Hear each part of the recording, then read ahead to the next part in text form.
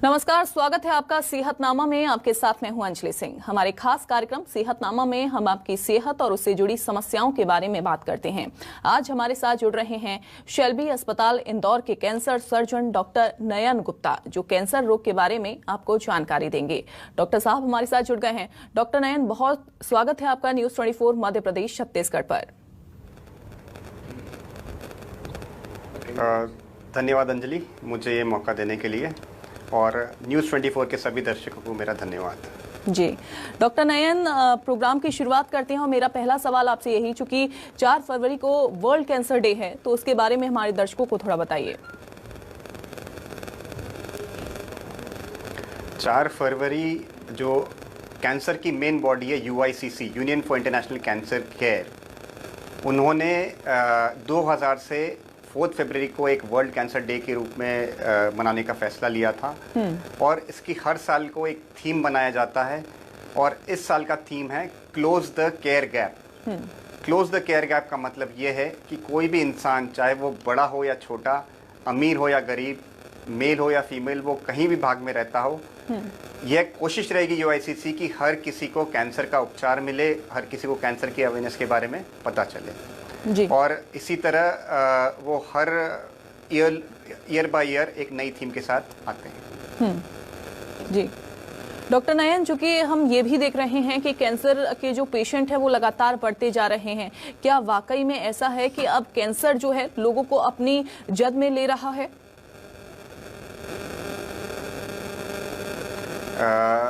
देखिए, ऐसा है कि समय के साथ कैंसर के केसेस में इजाफा ज़रूर हुआ है। उसका मुख्य कारण यह है कि जो आयु स्पैन था, जो एक लाइफ स्पैन था, वो पहले जो कि आप मान के चलिए आज से 50 साल पहले 50-60 ईयर्स था, तो ऑलरेडी आज बढ़कर 70 to 75 ईयर्स हो चुका है। दूसरा कि अवेयरनेस बढ़ चुकी है, मोडालिटीज़ बढ़ चुकी है जिससे कि कैंसर डिटेक्ट हो जाए। पहले यही कैंसर्स बिना डिटेक्ट किए निकल जाते थे। हमें लगता था कि कुछ आकस्मिक कुछ हो गया, लेकिन वही चीज़ आज डिटेक्ट हो पाती है, इसीलिए ऐसा लगता है कि कैंसर के नंबर्स बढ़ गए हैं। कुछ कैंसर्स हैं जिनमें ड्रास्टिक चेंज आया है जिनके बर्ताव में। जैसे कि पहले इंडिया में most common cancer in females was बच्चेदानी का मुंह का कैंसर या सर्वाइकल कैंसर। अब जो मोस्ट कॉमन कैंसर है भारत में महिलाओं में, वो है ब्रेस्ट कैंसर, उसके बाद सर्वाइकल कैंसर आता है। तो ये इसलिए भी हुआ क्योंकि अवेयरनेस जागी, लोगों ने हाइजीन मेंटेन करना चालू किया, सैनिटरी पैड्स एक्सेट्रा यूज होना चालू हुए, सर्वाइकल वैक्सीन्स आ गई, इसी वजह से सर्वाइकल कैंसर के नंबर्स कम हो गए। लेकिन डॉक्टर नयन, चूंकि अगर पहचाना जाए कैंसर को, तो क्या शुरुआती लक्षणों के जरिए कैंसर को पहचाना जा सकता है? क्योंकि एक गंभीर बीमारी है और ऐसे में कई बार ये भी होता है कि पेशेंट को बहुत लेट पता चलता है और ऐसे में बहुत देर भी हो गई होती है। तो कैंसर, हर कैंसर का एक स्पेसिफिक लक्षण होते हैं, और कई कैंसर बिना किसी लक्षण के एक नॉन स्पेसिफिक सिम्टम्स देते हैं। शुरुआत करें अगर मुंह का कैंसर, तो अपने दर्शकों को बताना चाहूँगा कि कोई भी छाला या घाव मुंह के अंदर जो 21 दिन के बाद भी, 3 वीक्स के बाद भी भरा नहीं हो, तो उसमें कैंसर होने की संभावना है। आपने कुछ प्रॉब्लम हुई मुंह में, आपने अपने लोकल केमिस्ट या डॉक्टर से जाकर ट्रीटमेंट लेना चालू किया, लेकिन अगर 21 डेज के बाद भी वो रिस्पॉन्ड नहीं कर रहा है, तो कहीं ना कहीं कैंसर होने की संभावना पूरी है। उसी तरह स्वर पेटी का अगर कैंसर होगा तो आवाज़ में बदलाव पहला लक्षण होगा।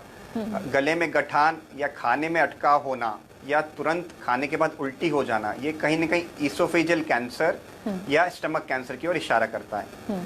दूसरी चीज़ कि किसी भी इंसान में अगर खांसी हो, लंबे समय तक खांसी हो जो ठीक नहीं हो रही हो, उसे 3 वीक से ज़्यादा हो गए हों, तो कहीं न कहीं अंडरलाइंग लंग कैंसर की संभावना है।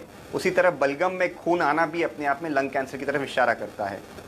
महिलाओं में बात करूं तो ब्रेस्ट कैंसर, जो कि मोस्ट कॉमन कैंसर है महिलाओं में आज की तारीख में इंडिया में, painless lump in the breast, कोई भी स्तन में गठान है जो कि मैं फिर रिपीट करूंगा, दर्द रहित है। ये एक पिक्यूलियर सिम्टम है कि कैंसर की गठान जनरली अगर बॉडी में कोई नहीं आएगी तो वो शुरुआत में दर्द नहीं देगी। होता क्या है कि चूंकि वो परेशान नहीं कर रही, हमें कोई प्रॉब्लम नहीं है, तो हम निग्लेक्ट करते हैं। तो ऐसा नहीं करना चाहिए। Any new lump in the body which is detected अगर उसमें कुछ समय के साथ इजाफा हो रहा है, वो अपने आप सेटल नहीं हो रही है, तो एक कैंसर एक्सपर्ट की सलाह लीजिए, हो सकता है कि अंडरलाइंग कैंसर हो। उसी तरह अगर किसी महिला के पीरियड्स बंद हो चुके हैं, मेनोपॉज आ चुका है और उसके बाद ब्लीडिंग होना चालू हो, तो कहीं ना कहीं अंडरलाइंग सर्वाइकल कैंसर या एंडोमेट्रियल कैंसर की संभावना है, उसमें भी अपने डॉक्टर से तुरंत परामर्श करना चाहिए। जी डॉक्टर नयन, आपने जिक्र किया कि अगर लिम्स हो जाए या सिस्ट हो जाए, अगर इसको नेग्लेक्ट किया जाता है तो कई बार ये गंभीर समस्या भी उत्पन्न करता है, लेकिन कितने समय में पता लगेगा कि सिस्ट हमको हो गई है? अगर हो भी गई है तो क्या वाकई में डॉक्टर के पास जाएं और फिर उनसे परामर्श करें? देखिए, एक होता है कि चीज़ों को नेग्लेक्ट करना, एक होता है कि हर चीज़ के बारे में जागरूक रहना। जैसे मैंने बताया कि अगर आपको ये सिम्टम्स परेशान कर रहे हैं, ब्रेस्ट में कोई गठान है जो यंग एज में है, 20 से 25 साल की आयु में, तो उसके कैंसर होने की संभावना बहुत कम है। वही चीज़ अगर 50-60 साल में नई चीज़ आई है, नई गठान आई है, तो उसके कैंसर होने की संभावना ज़्यादा है।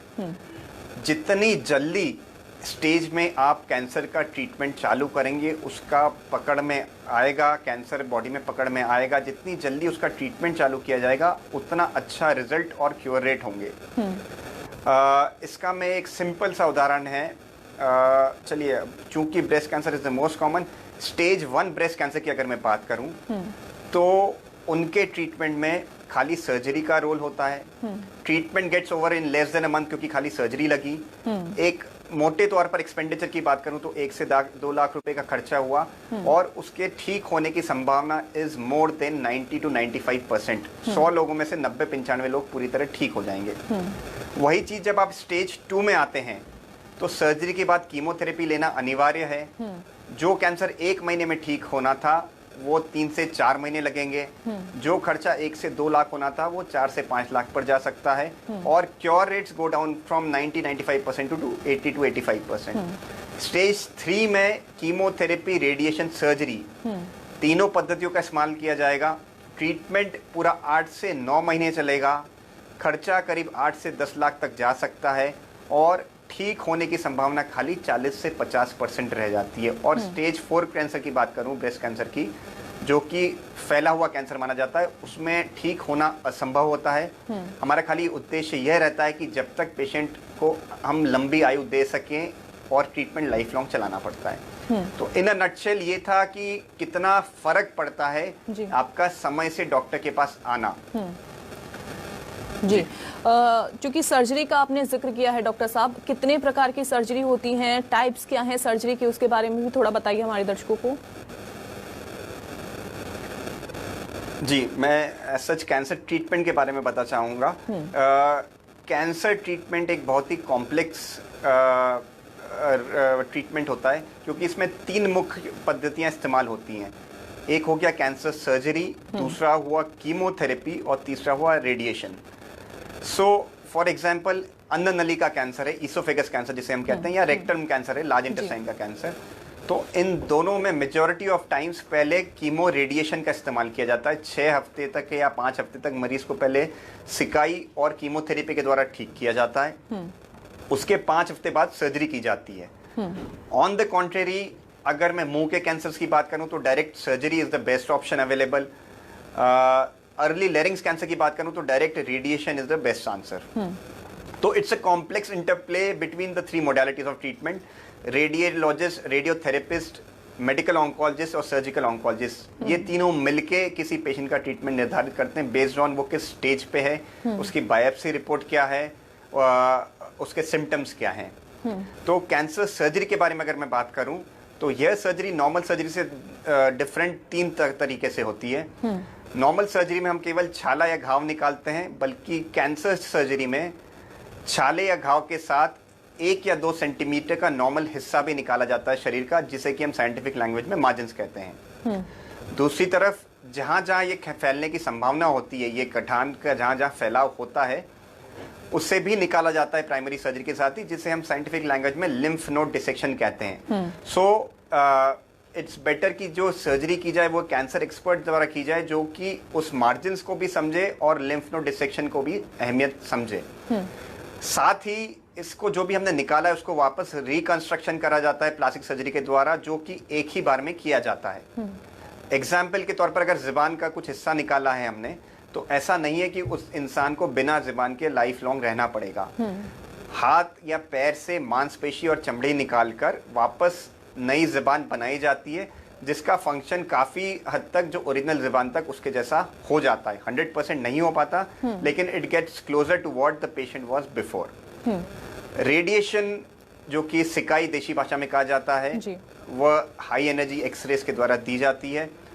और कीमोथेरेपी, जो कि एक अहम रोल भूमिका निभाती है, either in the form of IV treatment या बॉटल के द्वारा या टैबलेट्स के द्वारा, खासकर लिम्फोमा और ब्लड कैंसर्स में इसकी महत्वपूर्ण भूमिका होती है। और पूरा ब्लड कैंसर का ट्रीटमेंट मेनली कीमोथेरेपी से ही किया जाता है। जी।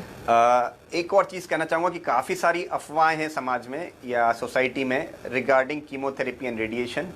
प्लीज़ जाकर अपने कैंसर एक्सपर्ट से मिलिए और अफवाहों से बचिए। जी डॉक्टर नयन, चूंकि क्या यही तरीके हैं जो आपने बताए हैं कैंसर से बचने के, या कोई और भी तरीके हैं? और दूसरा मेरा सवाल ये भी, चूंकि आपने कीमोथेरेपी का जिक्र किया है, तो क्या इसके कोई साइड इफेक्ट देखने को मिले हैं पेशेंट में?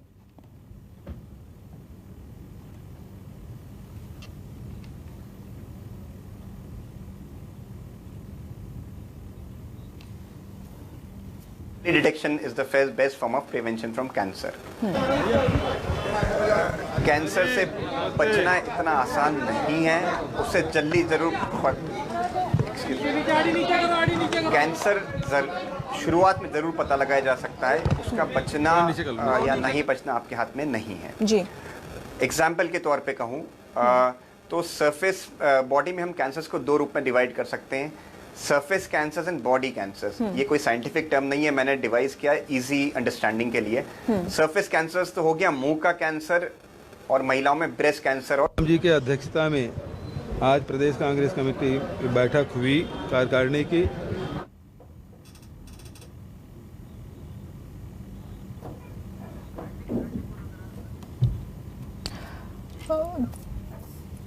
तो एक बार दोबारा से हम बताना चाहेंगे आपको, डॉक्टर से संपर्क शायद टूट गया है, दोबारा संपर्क करने की उनसे कोशिश करेंगे। तो एक बार बता दें कारण जो है वो क्या क्या है, और दूसरा चीज कि कैसे इसके शुरुआती लक्षणों का पता लगाया जा सकता है। जैसे कि डॉक्टर साहब ने भी बताया, डॉक्टर नयन ने बताया कि अगर गठान हो कहीं पर भी तो उसको नजरअंदाज बिल्कुल भी ना करें। महिलाओं को मेनोपॉज के बाद जांच कराते रहना चाहिए। डॉक्टर साहब एक बार हमारे साथ जुड़ गए हैं। डॉक्टर, आप जिक्र कर रहे थे कि चूंकि मैंने सवाल पूछा था कि कीमोथेरेपी अगर रहती है और कीमोथेरेपी अगर कोई पेशेंट करवाता है तो क्या इसके कोई साइड इफेक्ट देखने को मिले हैं, और कौन कौन से साइड इफेक्ट फिर बॉडी में होते हैं, क्या चेंजेस बॉडी में आ जाते हैं?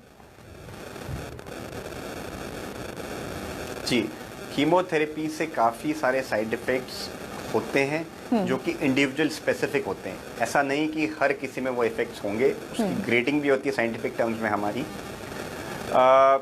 लेकिन आज से 10 साल पहले जो साइड इफ़ेक्ट्स देखने को मिलते थे उसकी मात्रा में आज ये side effects almost two the tune of 20 to 30% रह गए हैं। उसका खास कारण है कि एडवांसमेंट्स इतने हो गए हैं, उन साइड इफ़ेक्ट्स को कम करने के ट्रीटमेंट भी साथ में उजागर हो चुके हैं। उसके साथ साथ ही अब जो डोज है वो भी थोड़ा कैलकुलेटेड दिया जाता है, जैसा शरीर जो टॉलरेट करेगा उसके लिए पहले टेस्ट किया जाता है। ऐसा नहीं है जो पब्लिक के मन में गलत धारणा है कि कीमोथेरेपी लेंगे तो बेड पर ही पड़ जाएंगे या सीधा उल्टी दस्ती होने लगेगा।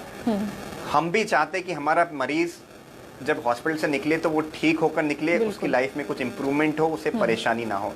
तो ये सारी चीज़ों को ध्यान में रखकर ही हर किसी का कीमोथेरेपी का डोज अलग अलग टाइट्रेट किया जाता है। अगर हमें लगता है कि इसमें ये फिटनेस नहीं है जी ये कीमोथेरेपी ले पाएगा, तो हम उसको मना कर देते हैं कि कीमोथेरेपी अभी नहीं दे सकते, थोड़ा इम्प्रूवमेंट आए उसके बाद कीमोथेरेपी करते हैं। तो साइड इफ़ेक्ट्स में डेफिनेटली बहुत कमी आ गई है। उदाहरण के तौर पर जो उल्टी दस्त पहले बहुत ज़्यादा देखने को मिलते थे, आजकल 10 में से 1 या 2 पेशेंट्स में ही मिलते हैं।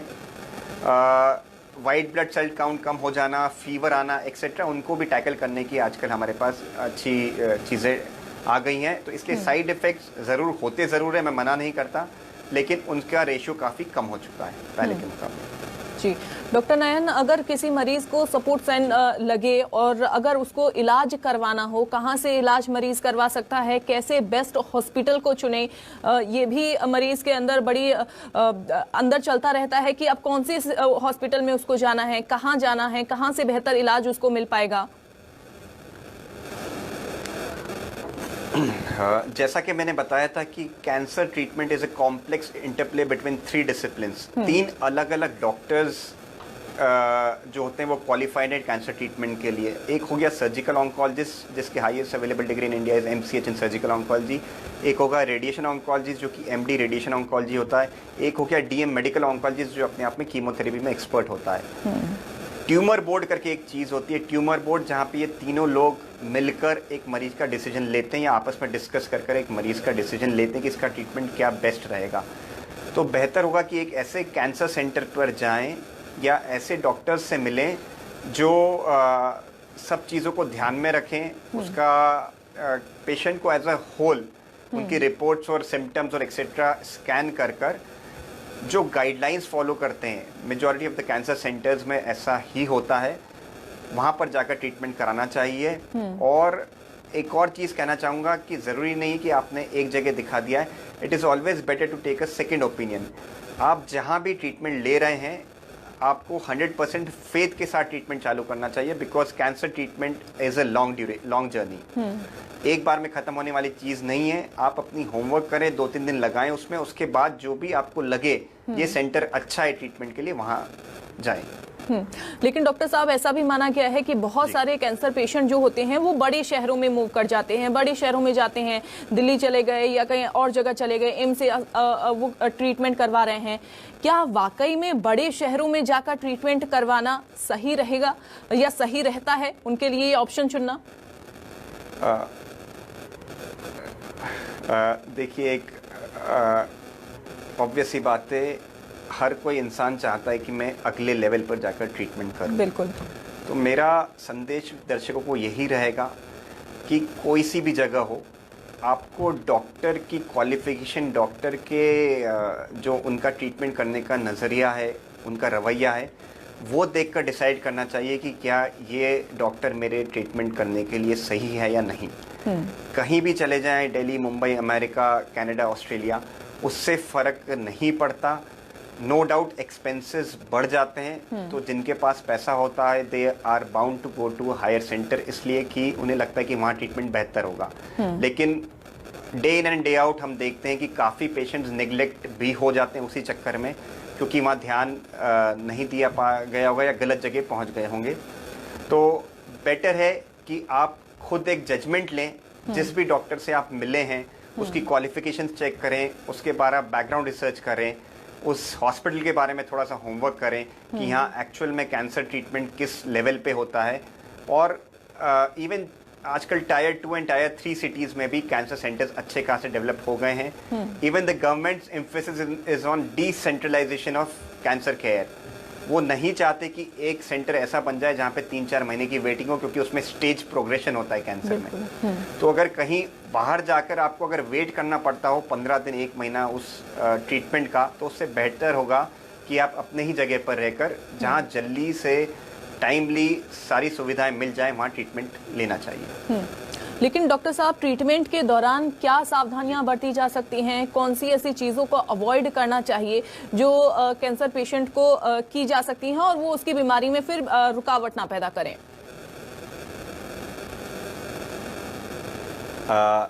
सबसे पहले सर्जरी की बात करूं तो सर्जरी में जनरली हम जब एब्डोमेन की सर्जरी करते हैं तो ज़रूर उनको कुछ दिनों तक खाने पीने की एडवाइस दी जाती। उसी तरह मुंह के कैंसर के बाद एडवाइस दी जाती है कि कुछ समय तक खाना पीना पूरी तरह से नहीं खा पाते। उसके अलावा जो सोसाइटी में एक बहुत ही मिसकंसेप्शन है कि खट्टा नहीं खाना चाहिए, खट्टा खाने से घाव पक जाते हैं बिल्कुल या खराब हो जाती है, बिल्कुल ही गलत कंसेप्ट है। In fact vitamin C is a very good source for wound healing. तो वो सब धारणाएं छोड़ देनी चाहिए। आप तला गला खाते हैं, आप जो भी नॉर्मल जैसा रहते हैं वैसा रहेंगे तो ज़्यादा अच्छे से इजीली आप ट्रीटमेंट कोप अप कर पाएंगे। कीमोथेरेपी के दौरान ज़रूर हम ये एडवाइस देते हैं कि ज़्यादा भीड़ भाड़ वाली जगह, कंजेस्टेड जगह, इन्फेक्शन वाली जगह ना जाएं, क्योंकि बॉडी की इम्यूनिटी थोड़ी सी लो रहती है कंपेयर टू नॉर्मल। खासकर उन मरीजों में जिनका बोन मैरो ट्रांसप्लांट हुआ है, लिम्फोमा या ल्यूकीमिया के लिए बोन मैरो ट्रांसप्लांट वाले मरीजों को ज़रूर बहुत ही स्पेशल प्रिकॉशंस लेने होते हैं कि वो इन्फेक्शन से दूर रहें। किसी भी प्रकार की भीड़ भाड़, गंदी जगह नहीं जाना होता है। उसके अलावा जनरली कोई स्पेशल प्रिकॉशंस, ऐसा डाइटरी प्रिकॉशंस नहीं है। कई सारे व्हाट्सएप पर ऐसे रूमर्स फैल रहे हैं कि हाई कार्बोहाइड्रेट डाइट या शुगर खाने से ये होता है। ये सब एब्सोल्युटली गलत चीज़ें, ऐसा कुछ नहीं है। जी डॉक्टर नयन, अगर गले में कैंसर अगर हो गया हो, ट्रीटमेंट अगर चल रहा हो, डॉक्टर ने अगर कुछ चीज़ों के लिए मना किया हो, लेकिन पेशेंट उसके बावजूद भी स्मोकिंग कर रहा हो, गुटखा खा रहा हो, क्या ये सारी चीजें करना उसकी बीमारी को बढ़ा सकता है? देखिए, किसी भी गलत चीज का सेवन, जो पहला क्वेश्चन था वो मेनली था डाइट से रिलेटेड, क्योंकि बहुत सारे रूमर्स हैं। अगर किसी भी चीज का ऐसी टोबैको, तंबाकू खाना, जो कि इंडिया में बहुत ही कॉमनली रैम्पेंट है उसका यूज, या हेवी सिगरेट स्मोकिंग और हेवी अल्कोहल कंजम्पशन, ये अपने आप शरीर में कई सारे कैंसर्स को बढ़ावा देते हैं, जैसा मैंने पहले भी कहा। तो टोबैको को बिल्कुल बंद कर देना चाहिए। खाली उन्हें नहीं जिनको कैंसर हो गया है, बल्कि एक सामान्य पब्लिक को भी कैंसर टोबैको का सेवन बिल्कुल बंद कर देना चाहिए। उसकी जगह सब्स्टिट्यूट्स आते हैं, जैसे कि निकोटिन च्युइंगम आती है, सौंफ, इलायची, लौंग, कुछ भी प्रकार की गोली एक्सेट्रा, ये सब चीज़ें खाएं तो वो आपको उस चीज़ से को छोड़ने में मदद करेंगी। दूसरा, अल्कोहल, सिगरेट, ये अपने आप में lung cancer, liver cancer etcetera बहुत सारे कैंसर्स को बढ़ावा देती हैं। तो इन चीज़ों का सेवन बिल्कुल बंद कर देना चाहिए। और कैंसर से बचने का अगर मैं एग्जाम्पल कहूँ तो पुरुषों में ओरल कैविटी सेल्फ एग्जामिनेशन और महिलाओं में ब्रेस्ट सेल्फ एग्जामिनेशन, जो कि खाली महीने में एक बार भी किया जाए तो उन्हें हम कैंसर्स को शुरुआत में ही डिटेक्ट कर सकते हैं। उसी तरह 40 वर्ष से अधिक कोई महिला है तो ब्रेस्ट कैंसर से बचाव के लिए mammography, once in a year mammography करना चाहिए। सर्वाइकल कैंसर के लिए पैप स्मीयर एक जांच होती है, जो कि ऑफिस प्रोसीजर है, वो महीने में साल में एक बार करना चाहिए 21 वर्ष की उम्र के बाद। बिल्कुल। ये गाइडलाइंस है जो कि कैंसर प्रिवेंशन या अर्ली डिटेक्शन में हेल्प करती हैं। बिल्कुल बिल्कुल। और जो बातें डॉक्टर साहब ने आपको बताई हैं, उन बातों पे अगर आप गौर करेंगे तो कैंसर जैसी गंभीर बीमारी से जरूर बचा जा सकता है। डॉक्टर नयन, बहुत शुक्रिया आपका जुड़ने के लिए और अच्छी जानकारी हमारे दर्शकों को देने के लिए। तो फिलहाल के लिए सेहतनामा में बस इतना ही। न्यूज़ 24 मध्य प्रदेश छत्तीसगढ़ के लिए आप देखते रहिए, बाकी खबरों के लिए आप देखते रहिए न्यूज़ 24 मध्य प्रदेश छत्तीसगढ़।